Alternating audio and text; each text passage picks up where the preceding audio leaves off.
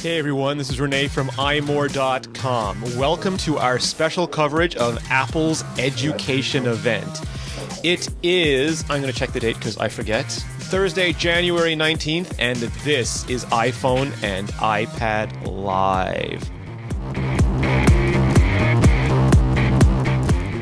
Seth, Leanna, we are doing coverage.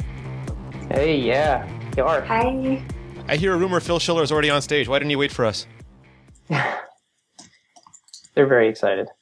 So, Leanna, you are in the educations. You teach the maths. What are you expecting today? Do you think Apple is going to invent the textbook?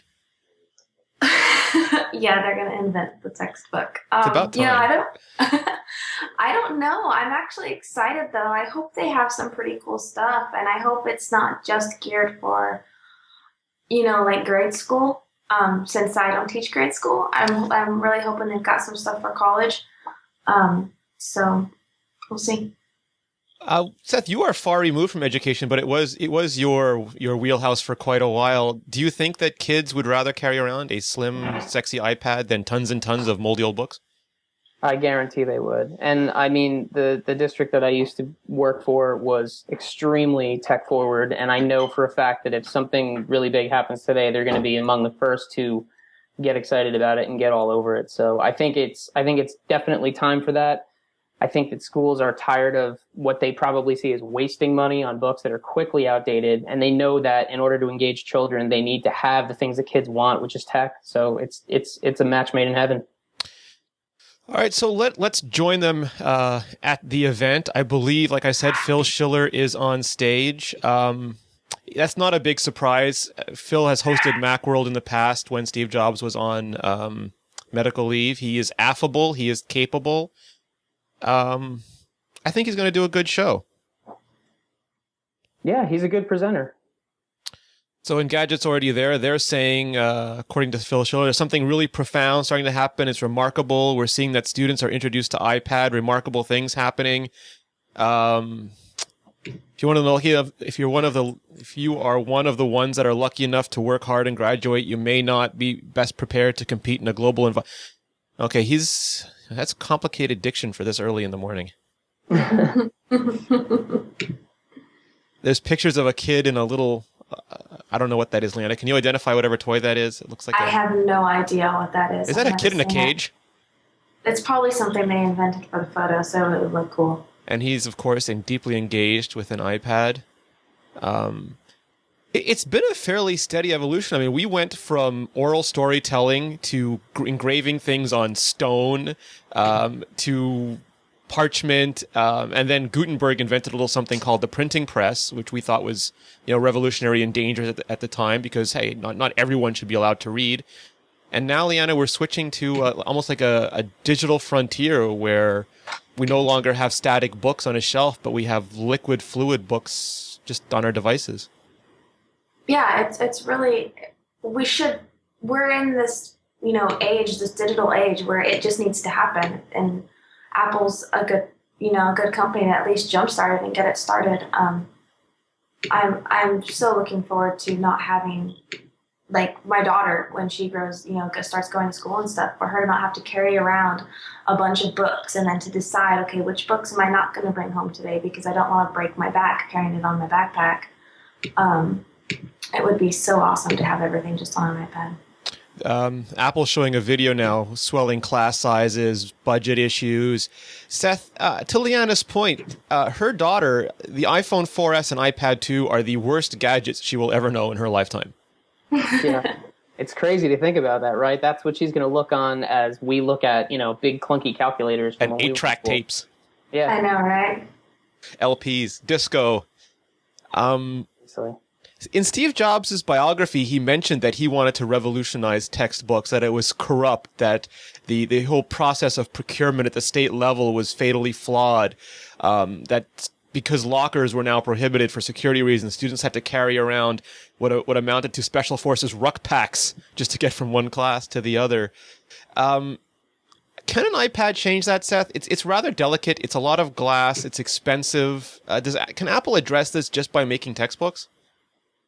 I think that I mean, schools have technology in them already. There are schools, however few of them, that do one-to-one programs with kids who are responsible for their own laptops. And I've looked at statistics on those kinds of programs, and while the repair rate is probably higher than what you would get with individual owners of the devices, it's not as outlandish as you'd think. So I think if you educate the kids as to how to treat the machines and they understand that this is an important part of the process and of their learning, I think people would be really surprised at how kids actually treat things. And I think if they're held personally responsible for that stuff, they expect more of themselves. People expect more of them, and then they really rise to the occasion. So I think that with the between iPad and any number of protective devices like an OtterBox or something that can be thrown on it, I think it can be done. I'm going to butt in here real quick because I actually had experience teaching at a school where they were very, very up and up when it came to technology. In fact, if you were in 7th or 8th grade, you were required to have a laptop that you worked with at school and that you also took home. And the younger grades, even starting at like 1st or 2nd grade, they were using laptops that they kept on campus. They did not take them home until like 5th grade or something like that. But these kids, they know how to treat technology. They're growing up with it. So they understand that it's delicate. They understand not to go running down the halls while carrying it and not to, bang it with a hammer. Like I don't think we give kids the credit that they deserve when it comes to treating things that they know is important. So Yeah. I watched these kids firsthand treat their laptops, and there was a lot of kids who had iPads. Their parents gave them iPads, and they treated them fine. Almost reverentially in some cases. Yeah, almost better than a lot of adults. Like my kids that I taught in junior high were treating their devices better than the kids that I taught in college. So Schiller I don't think that would be a problem. Phil Schiller is back on stage. There's a lot that's wrong in education. No one person or company can fix it. We're fairly certain Apple is going to try. iPad's #1 kids wish list for the holiday season. 20,000 education and learning apps for the iPad. Elements, Frog Discussion, Virtual Roam. The Apple wants to accelerate it and make it even easier to integrate iPad into the curriculum. He's going to tell us about 2 initiatives. First, reinventing the textbook. And Seth, boy, Apple loves books. Yeah, they do. And it's high time, as we've talked about many times, that this market gets, a kick in the rear. We're seeing pictures. They look like, I don't know, is that an etching? Can anyone identify that as an etching? It's someone looking at Gutenberg with a printing press. And then we're cutting to those ginormous backpacks that we were talking about a minute ago. I don't know what drill sergeant at elementary school those kids pissed off to have to carry 100 pounds with them all day, but just... Well, it's like Seth just said, because of security, you're not allowed to have lockers anymore and stuff like that. So you have to carry around all 6 classes worth of books around with you all day. Yeah, it's not tenable, especially with the cost of the books and the, you try and buy them secondhand and some idiot deliberately wrote wrong things on the margin just to mess with you. It's not a pretty picture. Oh yeah, they're showing books that are all beat up. I'll admit, my books never looked that bad. I imagine that your books were pretty much mint condition when you finished with them, Leanna. No, I drew in mine and stuff like that, but I didn't. They just look like, I don't know. Those look pretty bad. These are probably Phil's books. I bet these are Schiller's books. Because he looks like a studious guy to me. They're running down their checklist. Books are portable but heavy. They're not durable. They're not interactive. They're not searchable. They're not updatable. I mean, I remember the first book I ever wrote, I meant to say something was vicious, and it ended up going to press saying it was viscous, and I could not fix that. It wasn't like a website where I could, go in and quickly edit it, and only the terrible commenters would know my folly. You make an error in a textbook, and some poor kid, thinks that terminal velocity is 3. No, it's true. Especially, I can totally vouch for that as a math teacher. I mean, you don't know how many times the back of the book answers are wrong. And then you've got students coming up to you, but the back of the book doesn't say that's the answer. I'm like, well, I'm smarter than your book. Like, that's not the answer. So it would be so great to have upgradable, not to mention there's new editions coming out like every couple of years. And that's just really annoying. Well, we have the magic words, iBooks too. Oh, boy. iPad is portable, durable, interactive, searchable, current, but there's a question mark next to great content, and iBooks 2, Seth, maybe this can fix it? Yeah, well, let's see. It looks promising for the 3 seconds that we've known about it. Are you saying is this like, this is what it's become in the Apple blog world? We're disappointed the second after the name is mentioned now? We don't even wait till after the event? Yeah, pretty much. That's about the size of it, right? As soon as people hear the name, they're like rolling their eyes. They've got Roger Rosner up on stage. He is the vice president in charge of iWork. There was rumors that he was leading the client side and the creation tool side of Apple's education initiative. So that looks like it's panned out. I like the iWorks tools. If he's doing the same quality caliber job on this that he's doing on that, I think we're in good hands.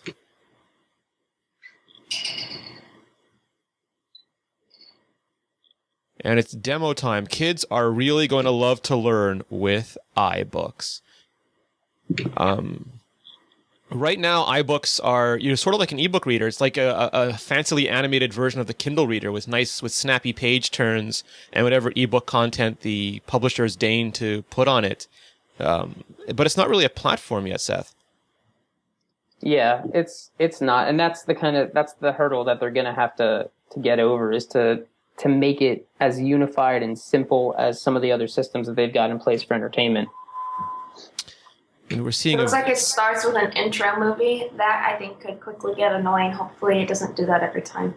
Every Blu-ray I buy from Paramount is prefaced by 9 trailers that I can't skip, and that within a few years will be incredibly dated and no one will want to watch them.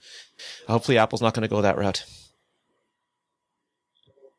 They have some really cool, rich, engaging, interactive experiences.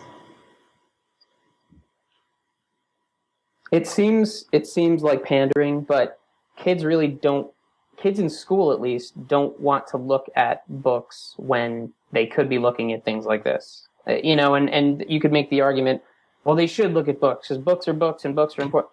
Well, they're going to look at books, but the kids that I've come into contact with that I asked what they preferred, they liked reading for pleasure very much, and they spent a lot of time with their nose in a book, but the textbooks never really did it for them because they weren't really engaging enough. And I think, increasing the content like this, the interactivity and the engagement is really important to keeping them on task and really interested in the stuff that they might not know they're interested in yet. They're using the superlatives already. Gorgeous, animated, gorgeous books, a class by themselves. They're showing off a lot of science. No math yet, Leanna, but a lot of science like... Hey, I like science. Is math a science or an art? I forget. It's been a long time. It's both. Depends. Okay. Leanna told me yesterday... The root of math is an art, and then the scientists use it to do sciencey stuff. Seth, yesterday Leanna told me there was theoretical math, and it almost made me doubt the status of the universe. If I start thinking about that, my head will melt.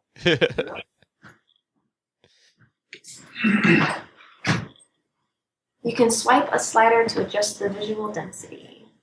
Yeah, so basically they're using gestures to let you go deep into a book. Instead of a static picture that you can only change by moving your eye closer to the book, you can actually make the picture bigger for you. Mosquitoes, Chris Vitek from our forums is going to be ecstatic. They have mosquitoes on the big stage. Any presentation's better with bugs.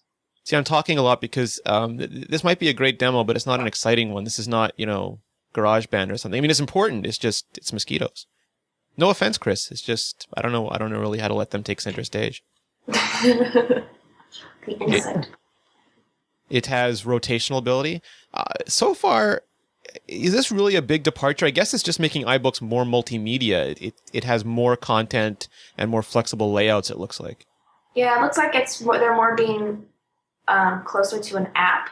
Like, how a lot of books are available in the App Store because they want to make the books interactive. I know a lot of children's books are like that.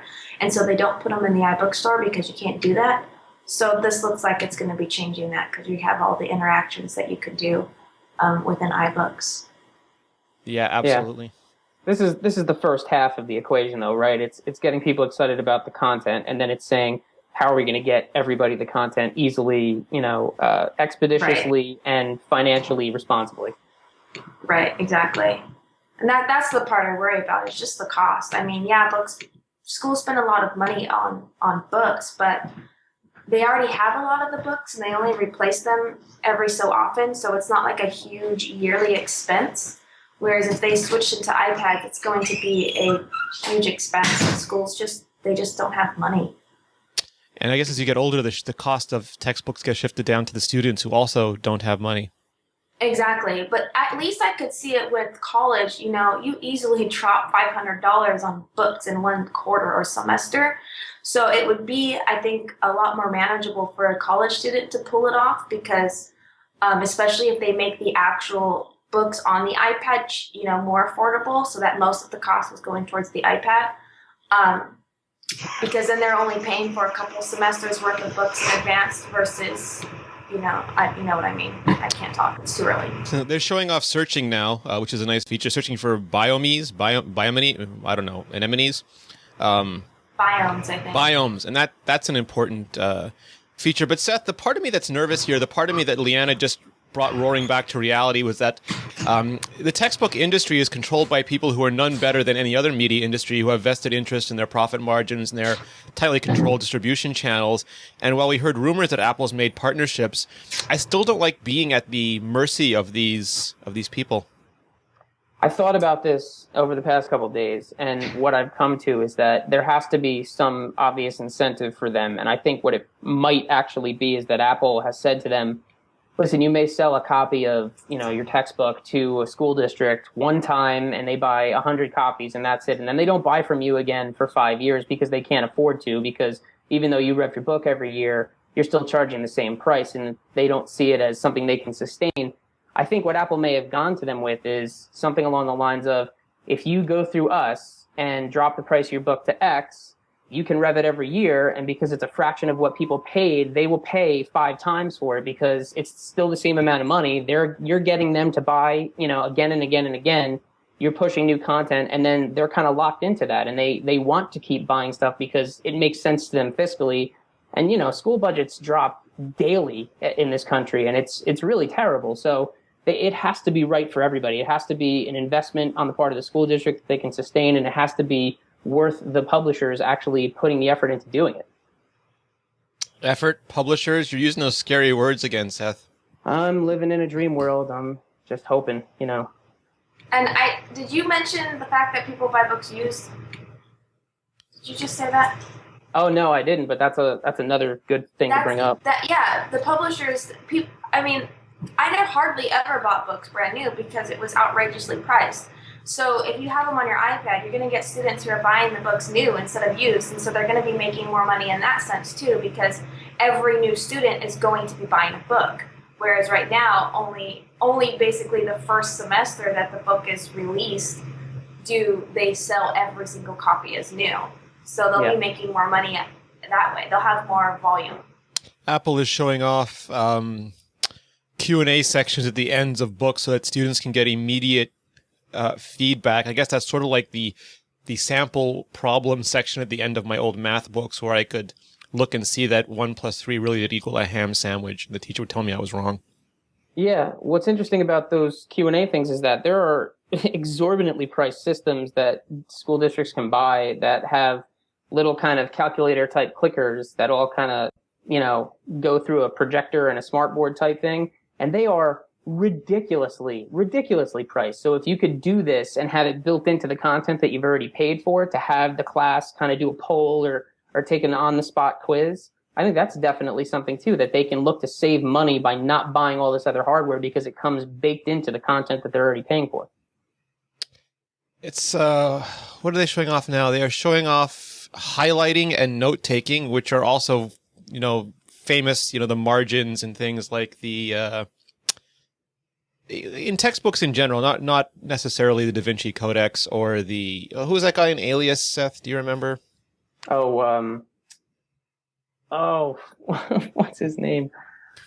Rambaldi. Yeah, Milo Rambaldi. Not necessarily to that extent, but it is an important feature. There's I got it, but they're going to be pulling out all your highlights to make virtual 3x5 cards out of them, and you could even put terms on one side and definitions on the back, and you can flip through them, shuffle them, and hopefully learn from them. That's sexy. Really cool. That is really, really cool. because I was one who used flashcards to learn just because I'm that type of learner. And half the time I wouldn't study because I wouldn't want to actually make the damn flashcards. So this is really, really cool. And it's got typical Apple animated UI, Seth. It looks really like not a physical model of flippable cards, but there is that sort of cover flowy feel to it. Yeah, well, it's got to be pretty, right? I mean, that's table stakes at this point for them.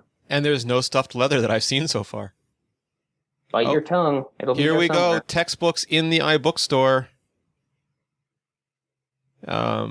Introducing textbooks, the next chapter. So they're not calling it iTextbooks, they're just calling it textbooks.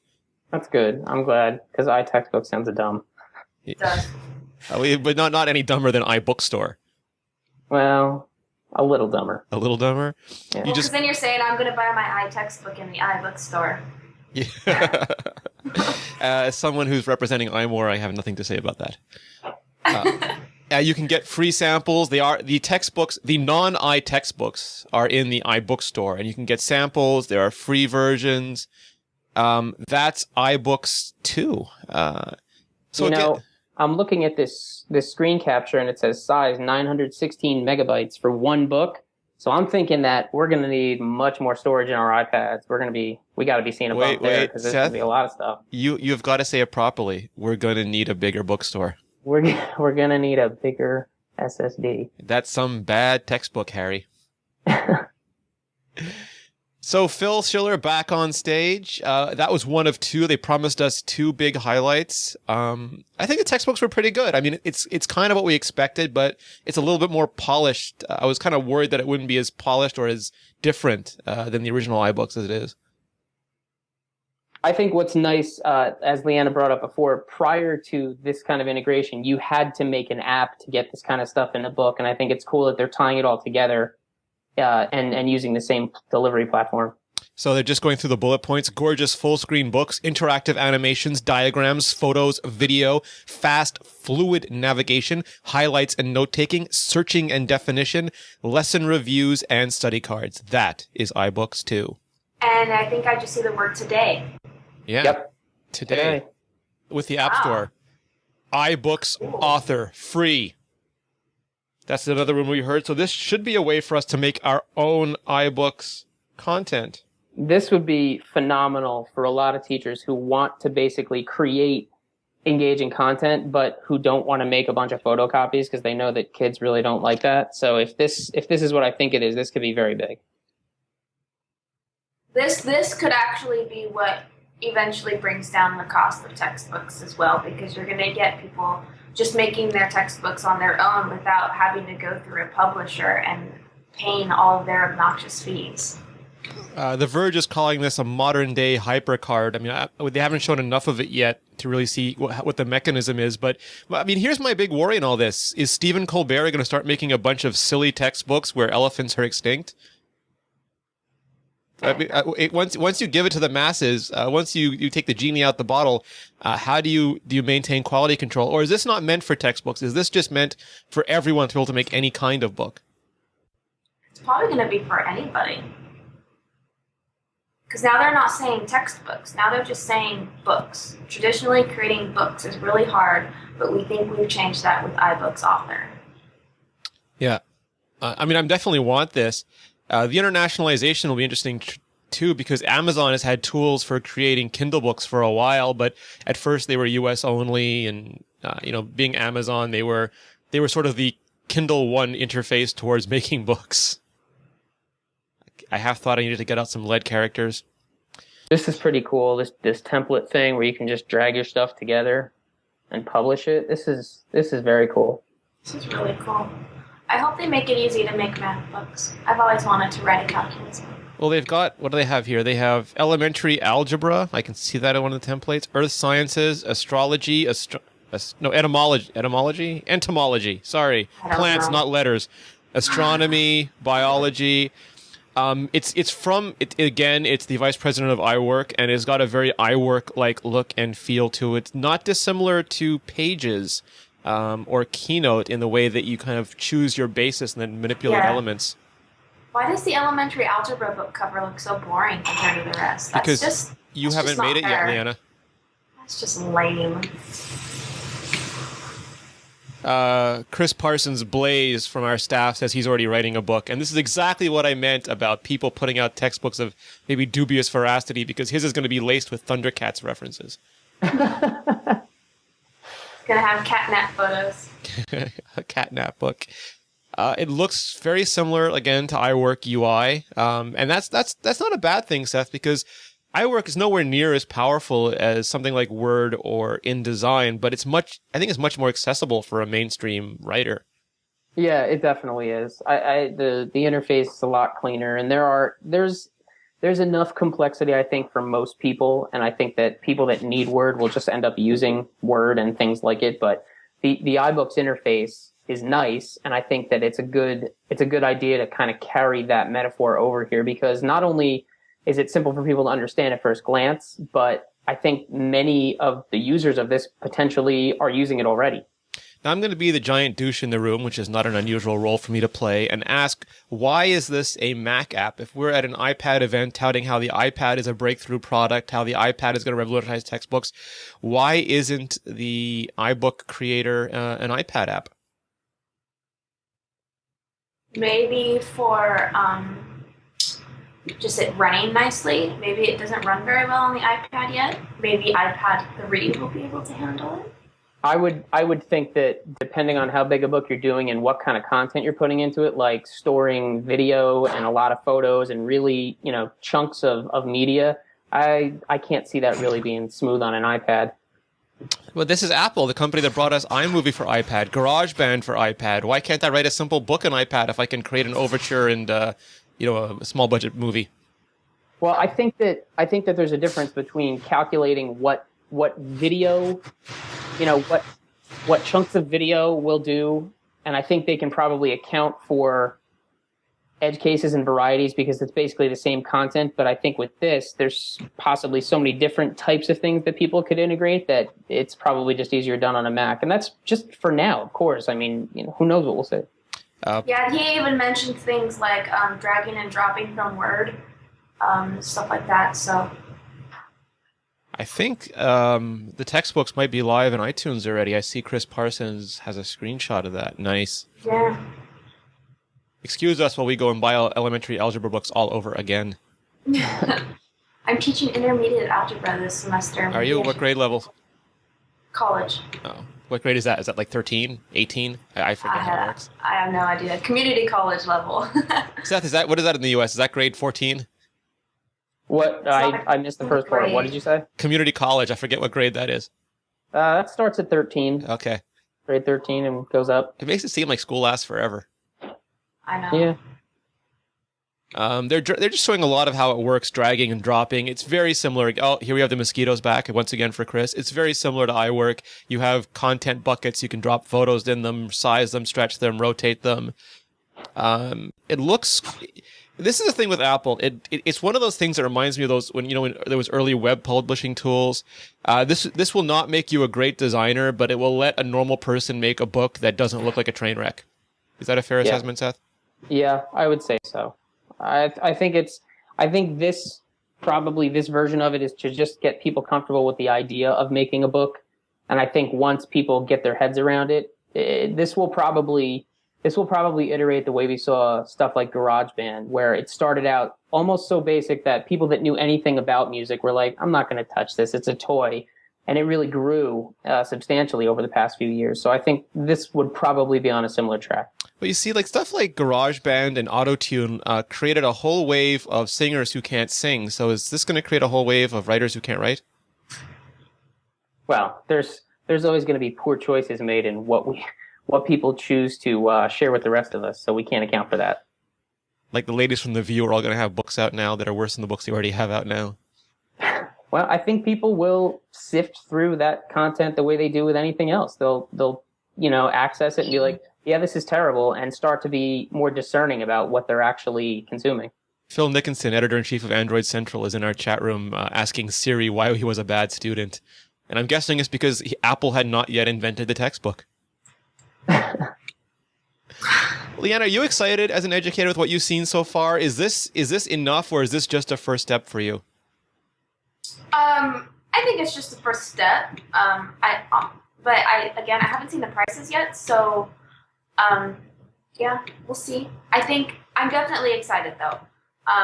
This is something that needs to happen, and kids, adults alike will all find this more engaging and more interesting. But just as with any sort of learning tool, the novelty will eventually wear off. So there is still going to have to keep up with good content and making sure that it, it's done right. So. Apple's added to the hyperbole. Anyone who's ever produced a book before knows that this is a miracle. If you want to see this on your iPad, you have a preview function. Just hit a button, push it. It goes across the wire. What wire? Not Wi-Fi? I haven't seen this wire word in a while. It goes across the wire and boom, it's on your iPad. We're seeing the Mosquito book up on I'm assuming it's Chris's iPad. Well, keep in mind, we're like that one textbook we just saw was almost a gig in content. I don't think you're going to want to wait for that to sync over Wi-Fi. I think that's a trade-off you have to make at this point. I don't want to wait for that to sync over USB. A gig? Wow. Yeah. Well, maybe there'll be Thunderbolt connections coming soon. Thunderbolt, PCI Express on my iPad. That'd be nice. Oh, John from the John01 from the comments made a good point that there'll probably be a fee to become an author. So that might at least help weed out some people who maybe shouldn't be writing. Here's the question, and maybe this is something Seth can speak to. You have the choice of making free apps on the App Store, and even the $100 fee didn't dissuade people from making all manner of novelty apps. It's not really that expensive. So I wonder if Apple's going to say free books are free and then take a cut of paid books and what the reaction will be to that. Absolutely, of course. I don't even think that's a question. Yeah, I would think so. So now you've seen it. Anyone can create an interactive book. You can start with customizable templates, and you can create multi-touch widgets. You can extend that experience. That's Phil Schiller once again on stage. 5 minutes flat, you can has an ebook. And here's the bullet points. Anyone can create stunning interactive books, beautiful customizable templates, multi-touch widgets, photos, and videos, extensible with HTML5, and publish to the iBook store. It sounds good. No, that's pretty cool. That's really neat, actually. And free. Free isn't free. You know that these kinds of tools can cost hundreds and thousands of dollars, so I'm happy to tell you that this will be available for free. Now, he's saying, I believe, the publishing tool is free. Right. It's in the Mac App Store today. He's not saying that the books are going to be free. He's just saying know what? That free is huge, because teachers who probably may have heard of this and were like, oh, I'll never get the district to pay for this. This is so great. This is so great. I'd love to use it. Now they can use it, you know? Yeah, and what's actually really cool about it is, and again, it's all going to depend on how easy it is to deal with math equations and stuff on whether or not I'm going to use it. But teachers can use this as a supplement for their class. You know, they can still have their normal textbooks, like as far as right now, just to slowly migrate into this system, is they can be like, oh, okay, so I'm going to have this book on the bookstore that's going to help supplement the class. It's not going to be your full-blown textbook, but I'll have possible maybe, because I had the quiz sections that you could make. I can create sample tests and put them in this book, create things that I think are extra important, and, you know, kind of build a book semester by semester in that way, and just make it free for their students. No, I think that is absolutely. I mean, this could be the beginning of something really big. I mean, we say that all the time, but education, if there's anything in America, like, I don't want to get all Sam Seaborn on anybody here, but if there's anything that is ripe for innovation, a revolution, it is education system. Oh, absolutely. Our education system here is horrifying. I'm very concerned about when I send my daughter to school. We may homeschool her if I can't afford to send her to a non-public school. Now they're talking about pricing. High school textbooks cost is $14.99 or less. Wow. That's pretty good. Great googly muggly. And that's with partners, it looks like. Of course, authors can make these books and keep them up to date, but what's most exciting is that it's their book for students. They keep it. I'm not sure what that means exactly. Because when you go to school, you're basically loaning a book. Oh, that's true. If you're not in college. If you're a kid, you just get the book for the year, and then you have to turn it in, and then you never get to look at that book and reference it again later in your life. So this now they own the book. So that's pretty cool. Bullet points here: high school textbooks, $14.99 or less. Books always up to date. Students get their own copy. One-click purchasing. I would imagine they're going to have some kind of volume purchase program in place like they do with certain legs of the App Store too, because, you know, I'm sure that the IT support in the district is not going to be clicking buy book 150 times. Yeah, they've done volume purchasing for apps, so hopefully that's something they're going to address as well. Now they're talking about partners. We've been working with Pearson, McGraw-Hill, and Houghton Mifflin Harcourt. That sounds like Charles Emerson Winchester III's country club. Those are huge They are names. huge. In fact, one of the books I'm teaching out of this semester is by Pearson, and one I taught at last year was McGraw-Hill. These companies make 90% of the textbooks available, so that's a huge swath of the market. Yeah. Oh, that's great. Algebra 1, biology, environmental science, and geometry. Ooh, geometry. Nice. And they've got a picture of little bee on the geometry. I'm guessing that's for the honeycomb. These are stunning books. They take full advantage of what can be created. And that's paraphrasing from The Verge, who's doing a heck of a job typing really, really quickly on small keyboards. Oh, I'm going to have to go buy all these math books now. But they're $14.99. I mean, that's a crazy price for textbooks.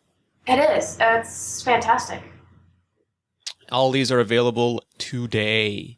That's the nice thing about Apple. I think that's still one of Apple's killer advantages, is that they will have these shows, they will announce technology, and it is available today, if not in a couple of weeks. And that's perfect, just in time for the starting semesters. Like, if these happen to be books that students are going to be using this semester, they can go buy this instead if they already have an iPad. That's the one thing about the cost as well. People say, well, then you have to buy an iPad. Well, so many people already have an iPad. It's not an additional cost to their life because they already have it. So, but that's also, I mean, I'm excited. Again, I'm forced to portray douche guy on this podcast. That's sort of the thing for Apple. I mean, to get these textbooks, you have to buy an iPad, and Apple makes tons of profit on hardware. So as much as they're revolutionizing education and textbooks, they are going to do a lot to make the iPad an even bigger sort of success story in tablet space.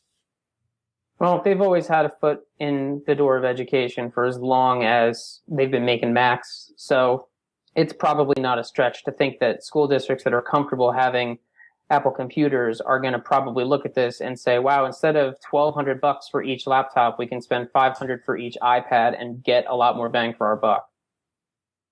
No, it's true. In fact, the school that I mentioned earlier that I was teaching at, they were in the middle of deciding what they were going to do with their next big laptop and such purchase. And I gave them a pitch on why they should get iPads.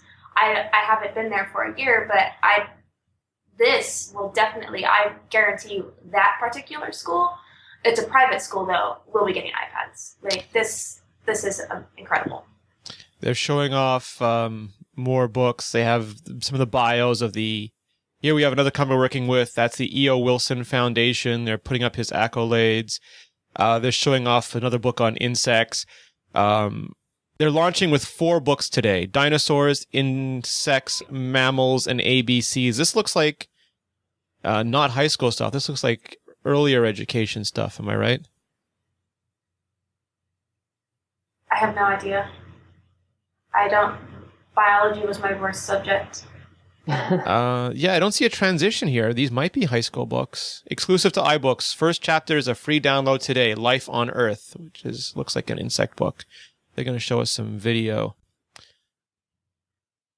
McGraw-Hill has Algebra 1, Biology, Chemistry, Geometry, and Physics, all available today. Pearson has Algebra 1, Biology, Environmental Science, and Geometry. So, I mean, it's really... And these all sound like high school. Yeah, these are still high school. These are all, I guess, steak and potatoes sort of books, right, Seth? These are like the basics of the basics. Yeah, I guess so. You got to start somewhere. They're showing a video presentation right now. I'm assuming all these will be available on apple.com in the very near future.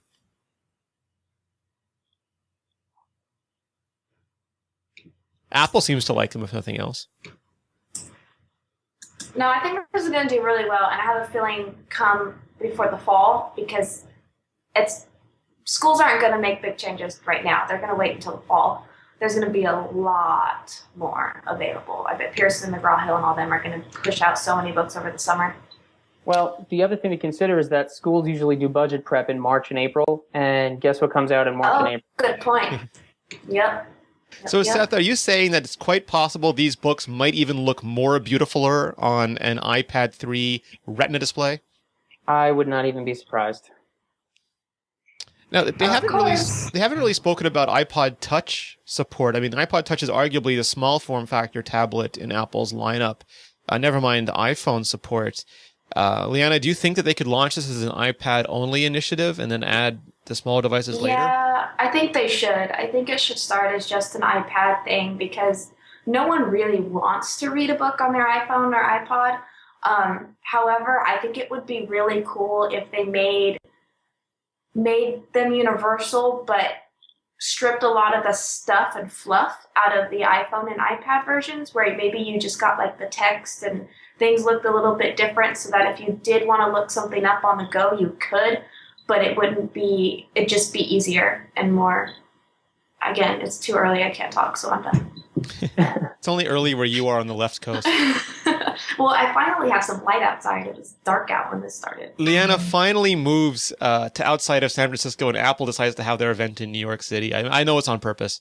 It totally was. Yeah, Seth, you're not too far away. You could probably go outside and throw a baseball at the people at Apple right now. Yeah, my arm's not as good as it used to be, though, you know. Legendary giant. They're showing pictures of people using the textbooks, very nice hero shots. And they're saying all the same words again. Fluid animation, fluid graphics, more engaging, yada, yada, yada. And one of them is actually a woman giving a presentation via FaceTime. Yeah, which is cool. I just saw that. That's really cool. So, Leanna, you don't even have to go to school anymore. You can just FaceTime in your lectures. I know. I'll just set up a TV in the classroom and be like, all right, you guys just need to come to class, and I'm going to sit here on my couch and teach you. Seth, it just happened. My eyes started bleeding. Do you know what I'm referring to? No, because I probably haven't seen it come up in my stream yet. Guess what typeface they're using for their little notes?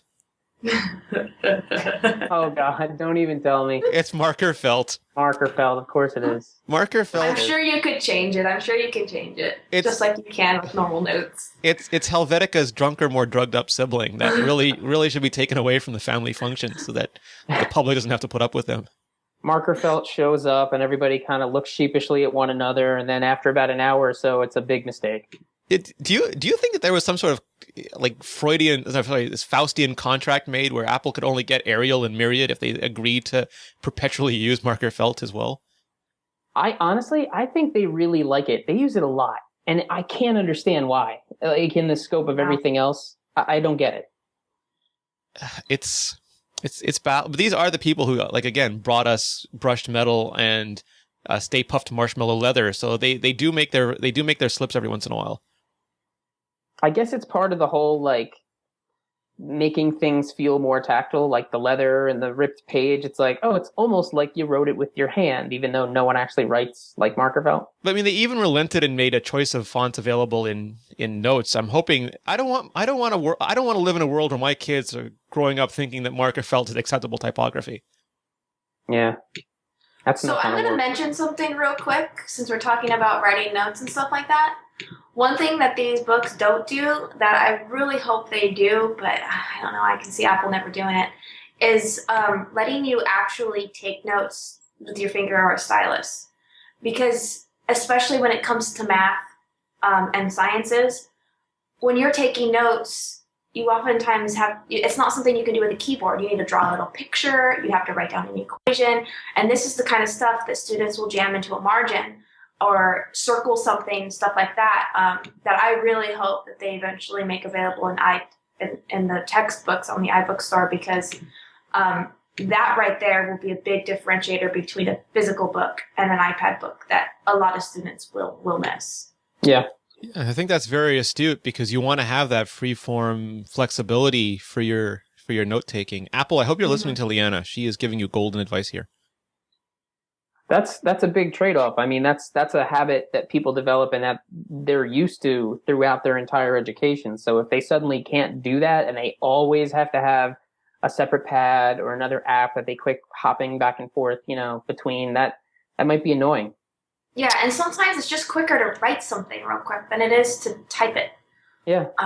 So plus, how am I supposed to not pay attention and doodle in the classroom if I can't do freeform note taking?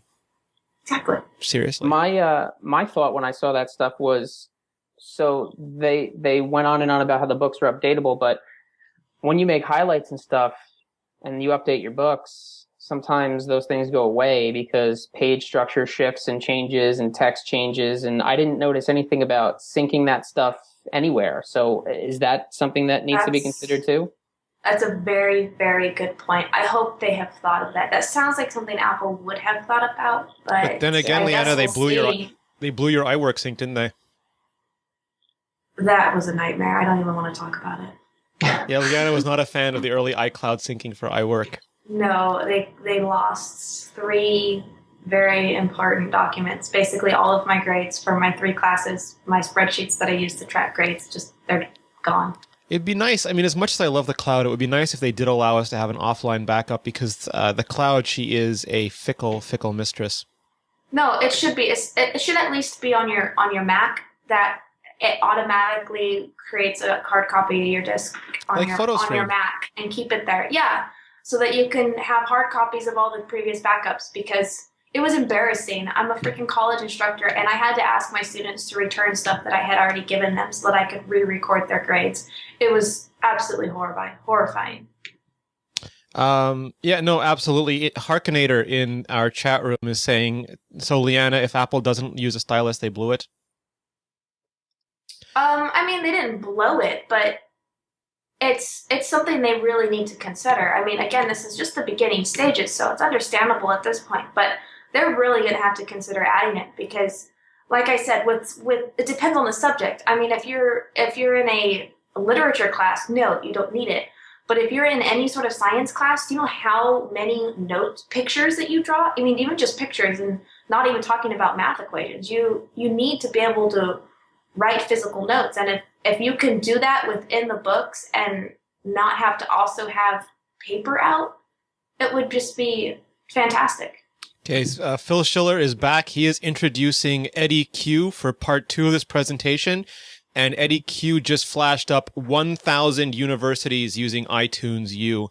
Eddie Q is I believe he's senior now, senior vice president of all the internet stuff at Apple. So the Apple Store, the iTunes Store, the iCloud. If you want to go and buy 20 pounds of iCloud, you're buying it from Eddie.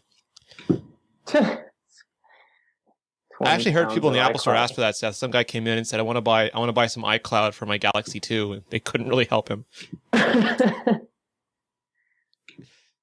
So iTunes U is Apple's sort of 700 million downloads of iTunes U content. iTunes U is Apple's sort of podcast section of iTunes that is specifically for education. The very famous Steve Jobs Stanford commencement address is available in iTunes U in both video and audio format.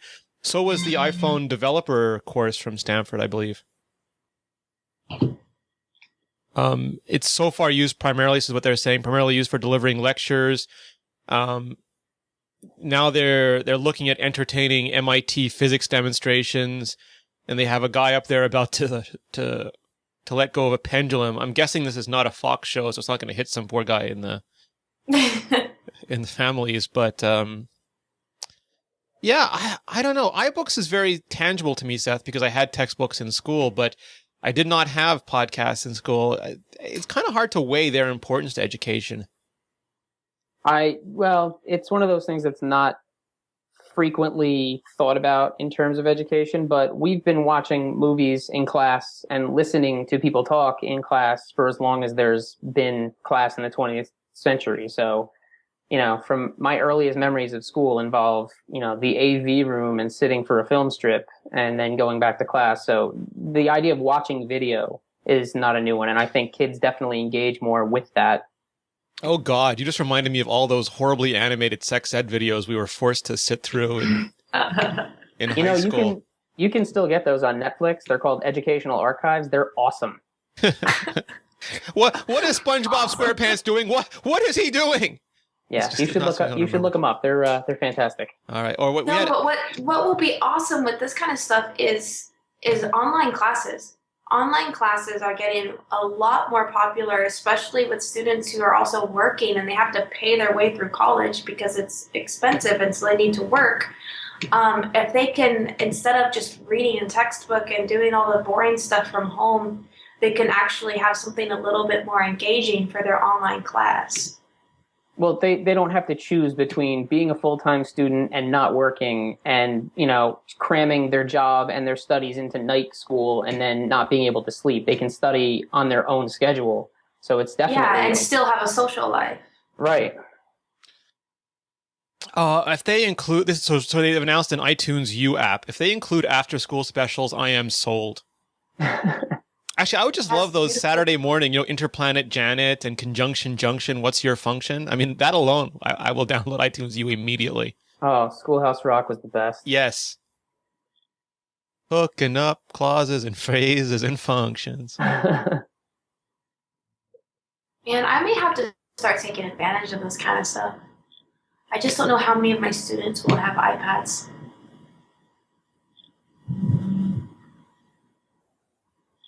Nice. They're still showing off. Teachers can post messages to their class on any given assignment. They can customize topics, give you things like office hours. Leanna, this might be a dream app for you. No, I'm actually kind of excited right now. Oh, and according to The Verge... Despite the tone of my voice. According to The Verge, it has beautiful mahogany bookshelving. Of course it does. Yeah. Seth, you can't hate the mahogany. Come on. No. I love rich mahogany. You put that with some Corinthian leather and a little bit of brushed metal, and you have, I don't know, 1970s Cadillac? Yeah, it gets the Ron Burgundy seal of approval. I'm still alive. Quite badly hurt, but I'm still alive. I have many leather-bound books. Dude, I think I'm going to use this. Class starts on Monday. I might use this. So you can do a whole syllabus in here? Is that what they're showing? Yeah, you can put your syllabus, you can put your info, your office hours, your contact information. It all depends on how they make you do it. Like if they're going to make the university sign up and then I got to get something, then there's no way. I mean, they'd have to let teachers do it individually, and then I'll do it. I'm actually giving a seminar in a couple months at Sonoma State University about how I use technology for teaching. So if I could start using this, I would love to include this in my seminar.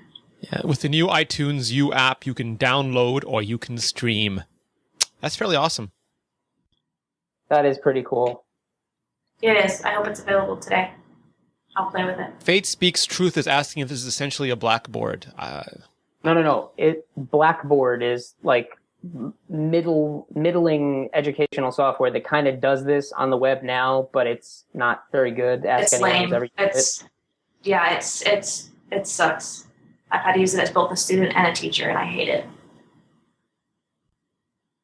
So I don't know if this is going to be something to where you can see your grades though either, and that's something that Blackboard does do. That they should incorporate into iTunes U.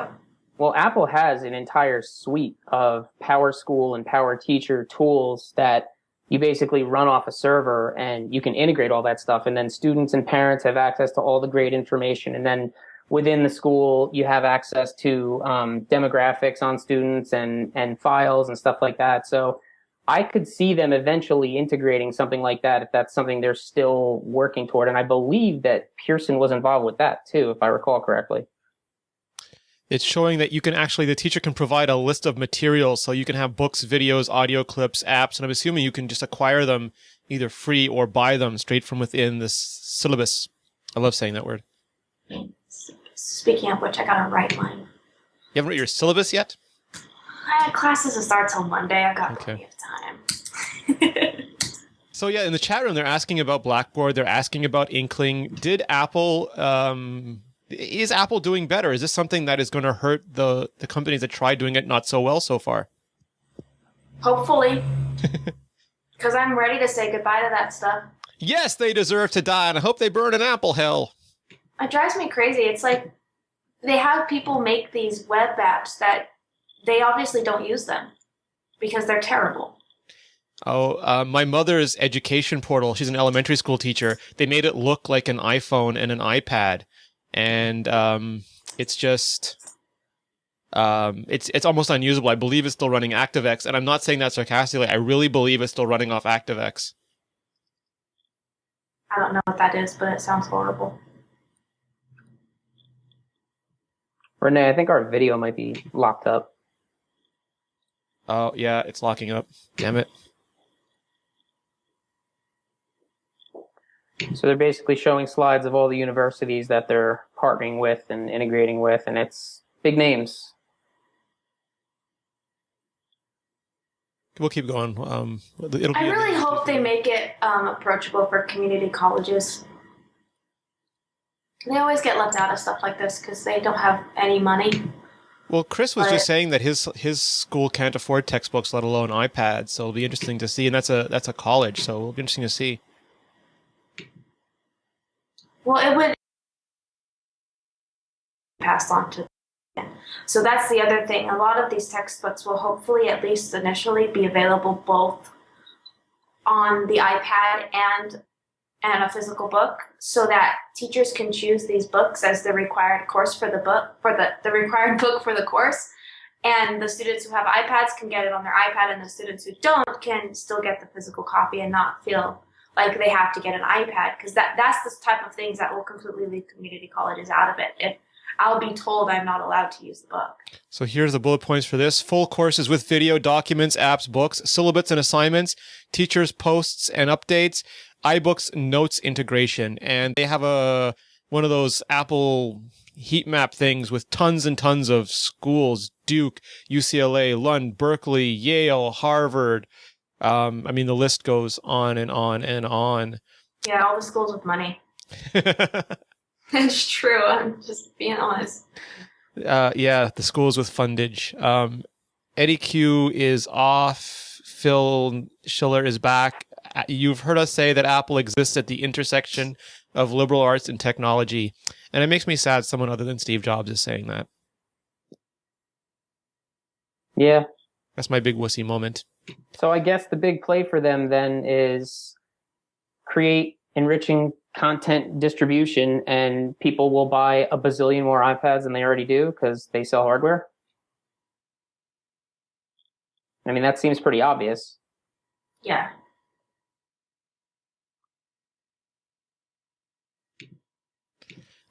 He's showing a picture of kids playing on the Apple II. I had an Apple II Plus as a child with the big 1" by 1" pixels, and I love that SOB.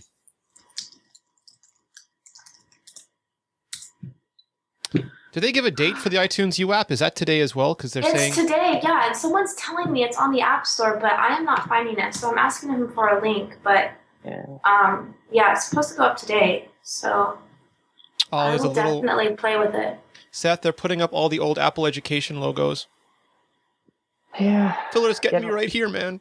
Getting a little verklempt. I know. Oh, they got the rainbow logo.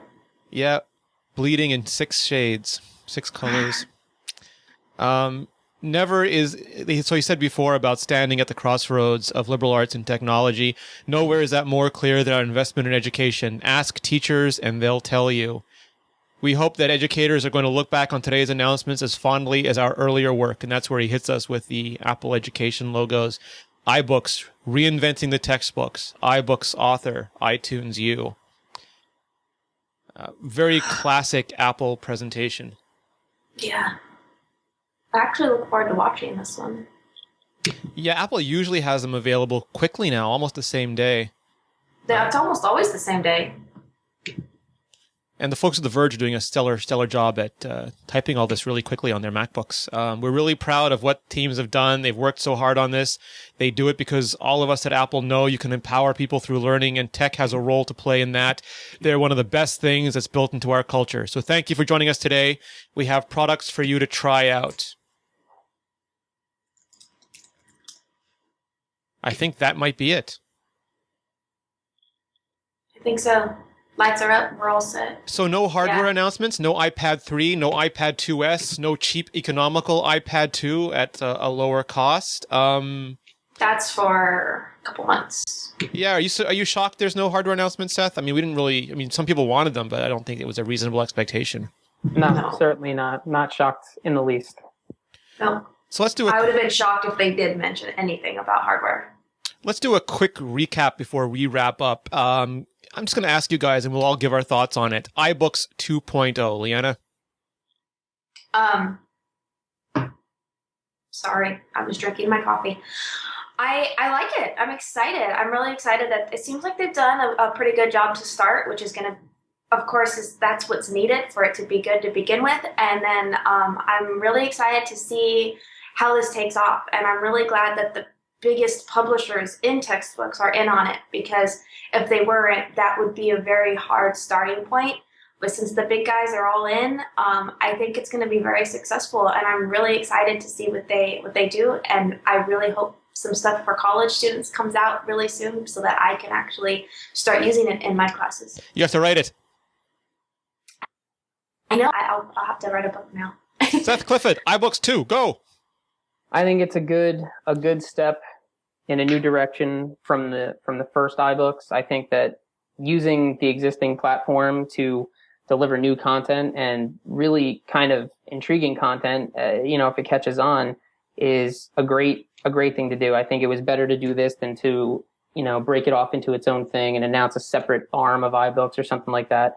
I think the proof will be in the pudding as to whether or not school districts can actually swing this and get into it. I think that there's a lot there, and I think there's going to be, over the next few months, a lot of really, really big conversations among technology departments and school districts, and even at the college level, as to how they can take advantage of this, because the textbook industry has existed this long, and you said this the other day, and they've made money off of schools and students, and they've had deals with universities for however long they've had them, but there needs to be a shift in that, because the content that's being delivered is not really doing the students the service that it could. And I think this is a step in a really good direction in bringing education further along than the, frankly, antiquated system that we have now. I think it's good. It's going to be engaging for younger kids. It's going to be convenient for older ones. I think it's a good step. I'm going to, again, because you guys said everything that I wanted to say so well, I'm going to shift gears and be that guy and say that I think iBooks 2 is an amazing differentiator for Apple. They are right now a distant second or third place to Amazon's Kindle platform. And they probably will never be able to, or not for a long time will they be able to compete one-on-one with them. But iBooks 2 changes that game. The traditional Kindle probably isn't capable of showing the type of content that iBooks 2 is creating. The Kindle Fire certainly could, but then that would fracture Kindle's platform. You'd have some books that are only readable on some readers. Apple only has to worry about the iPad. The iPad is way more than an ebook reader, and they're finally creating a class of ebooks that are way more than traditional ebooks. I am wondering how proprietary the format is going to be. I'm guessing it might no longer be based on EPUB just because it looks so advanced, or it might extend EPUB to a direction that I'm sure other devices won't support it, which Apple never has trouble with. But it always bothers me when my content isn't freely transferable between devices. But I think this is a really smart play for Apple. It gets really great content onto their device. Whoops, we lost Leanna. It further positions them to sell more iPads, and I think overall it's a good win-win. Seth, what was next? iBooks Creator, right? I believe so. Yep. What do you think? I think that's a very powerful tool for teachers. I think I personally know a lot of people who embrace technology in their classrooms and really, really are always looking for ways to get their students more interested in what they're doing. And there's been just kind of a glass ceiling, so to speak, with what they could do with what was at their disposal. And I think this is going to be a really important tool in having them create their own content, because they're used to creating their own content. They just haven't done it this way yet. They work very hard at building games and building reading materials and building online lessons. And I think this is a really nice way to do that kind of all together in one package. And I think it's going to be very helpful to them and both useful and engaging to the kids, because this, it's on the iPad. So who doesn't want to play with the iPad? And, there were a lot of comments about, well, I hope you can keep the kids from playing Angry Birds. I can speak from experience and tell you that if you set expectations with students correctly, then they will actually follow what you need them to, and you'll actually get more done than you think you will. It's not always about fighting them because they want to do something else. It's about providing an enriching experience that they want to be a part of, and I think this will be a big step in that direction.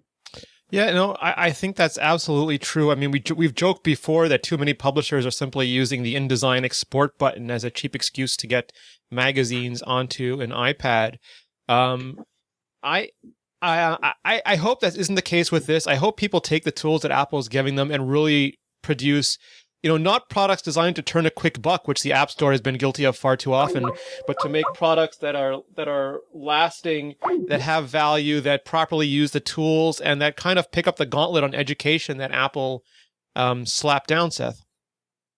Yeah. I like I said before, Apple's always had a hand in education. They've always been interested in seeing how technology can drive that stuff forward. And, we both used Apples in school when we were younger, and it's just a nice progression of that desire. And sure, you could say, well, they're just trying to sell more hardware. They're just a hardware company. They're trying to make money. That's how business works. Yes. That's why they can do these things. And I think there's definitely a part of them at the core that wants to change the way humanity interacts with tech. And this is just, more evidence of that. It's bringing content to people who want it and bringing the power and the democratization of content creation to the people who want that, and bringing those two groups together in a way that's both elegant, seemingly simple, and probably rather frictionless. David is asking an interesting question. He's asking whether or not we see a set of author tools for Newsstand, for the magazine platform. Adobe, like I just said, provides really terrible ones for that. But this was really an education initiative. This didn't seem like a general ebook publishing initiative to me, Seth. Yeah, it was very much more targeted, and I think that's because they wanted to show that this just isn't an add-on. It's its own thing, and they've given it enough thought as to the very specific needs of students and teachers. And I think if they were just like, yeah, you can get textbooks and iBooks now, thanks for coming, everybody, it would just look kind of off the cuff and not really thought through. But obviously they've put a lot of thought, a lot of time, and a lot of conversation around what this market actually needs. And it's not just what kids need and what teachers need, but they have to talk to at the district level, at the town level, at the state level, because all the money just trickles down from up top, and there's always less and less and less of it. So I think all that SOPA money and spend it on education. Yeah, the price points that they're able to hit, I think, are going to make a huge splash. Leanna, we managed to get Leanna back. I apologize if you heard some Skype noise in the background. That was me desperately trying to reconnect the satellites and submarines and flying space stations that we use to do the iMore live shows. Leanna, we were just talking about the iBooks creator. You've already said that you want to try it out, right? We might have lost her again. Unbelievable. I can't hear you. All right, we lost Leanna again. I am shifting gears. Yeah. Okay, I didn't hear the whole question. iBooks creator, go. I'm really, really excited about it. Are you talking about iBooks author that we're talking about here? Yes. I'm actually downloading it right now, and that's why we can't see you. Earlier. Oh, come on. No, that's the one we're downloading. So I should at least use it. Leanna, we're losing you. Hold on, I'm gonna stop the Skype because it's just bad. I'm really excited. Poor Leanna. All right, I took that off. I apologize, Leanna. We lost her again. Seth, iTunes U. Any final thoughts on iTunes U? My final thought would be, if I had that in college would have been a lot more interesting. That's my thought.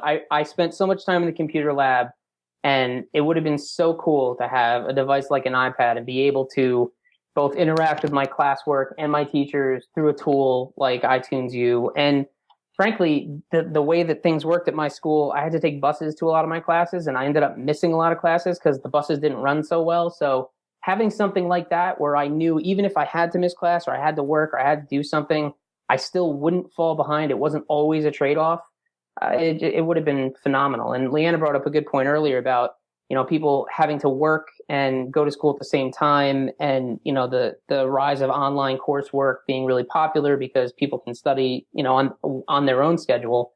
I think this just kind of adds to that in a really nice, cohesive way. And I think if people embrace it in terms of use, then students will definitely embrace it in terms of, consuming it and enjoying it and interacting with it.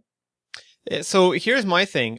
We live in a world where people do laparoscopic surgery remotely via computer in different cities, and that always scares me because I want my doctor within punching distance. Now we live in a world where you can give remote lectures. I mean, there used to be a joke, Ferris Bueller's Day Off, you'd have a bunch of tape recorders tape recording other tape recorders. Well, someone yelled Bueller, Bueller, and that's now the reality. Are we going to have a bunch of faceless people giving faceless lectures to faceless students? Are we going to live in a place where there's no longer any social aspect to learning? I mean, that's what I wonder now. Well, that already exists, right? There's already stuff like University of Phoenix where people are taking online courses and never setting foot on a campus. I think that for people who are comfortable doing that, this is a nicer way to do that. But I think that there is obviously a community around the college experience that, if you go, my sister went to a small school and I went to a large one. So her college experience is vastly different from mine in that she would have dinner with her professors and like 5 or 6 other people and have a really interesting discussion about the course and some stuff that came up. And I was one of 400 people in a lecture, and I was lucky if I even got to the lecture, let alone was, friends with my professor at a level that I could have that kind of discussion. So there's going to be people that really want the intimate experience. There's going to be people that don't need it and would rather just study on their own, get the degree and move on. I think this is a tool that both types of people can use. And I think that it's not going to take away from the college experience because people who want that will still be able to seek it out. But I think that it's a nice addition to both kind of experiences, either the distant, remote one or the one where you're there and you're just interacting with the content and having that personal interaction. All right. Well, we're going to have a metric ton. I know it's metric because I read it in iTextbooks, but a metric ton of coverage throughout the day.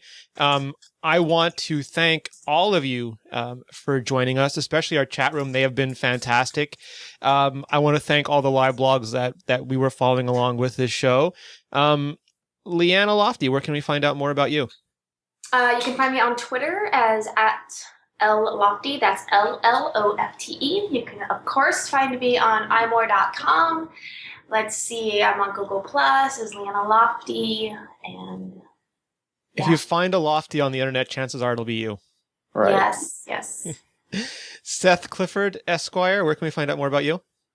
At Seth Clifford on Twitter, on the iMore shows, on Iterate with Rene and Mark Edwards of Django.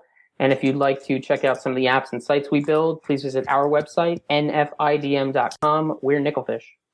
George Lim, another one of our writers in the chat room, is pointing out that there were no major ping announcements made during this show. That's a real shocker, right? Thank God. You can find me at Rene Ritchie. You can find all of us at iMore. Yes, the rumors are true. We did change our names. Now we have something you can pronounce, something your parents can find, something that Google's will make sense of. So that's IMORE, imore.com. You can find all of our shows at mobilenations.com/shows. We are here every week. We have combined iPhone and iPad Live into one mega news show that's going to come your way every Wednesday night. And our Sunday show is now going to be Apps and Accessories Live. Woohoo! To show you more of the stuff that makes the stuff that you already have even better, but more so. Wow, that was the worst sentence ever. I think Joss Whedon is going to slap me after the broadcast. Thank you to the chat room. You can reach us at iMore or at podcast@imore.com or leave a comment when the show goes live. Keep your browsers locked on iMore. We're going to blow your socks off. Have a good day, everybody. Thanks, guys. Thanks.